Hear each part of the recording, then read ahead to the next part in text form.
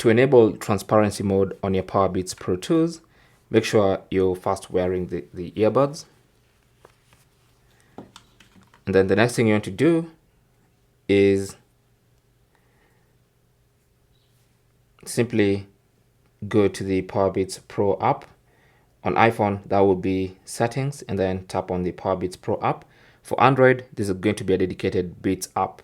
Okay, so all you have to do is tap on transparency, and when you're wearing your earbuds, that's going to go into transparency mode automatically.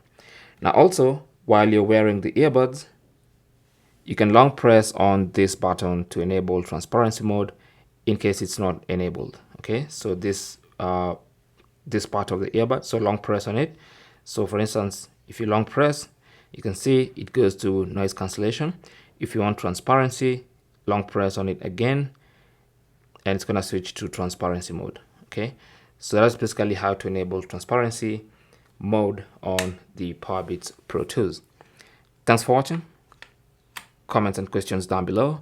Don't forget to like and subscribe, and good luck.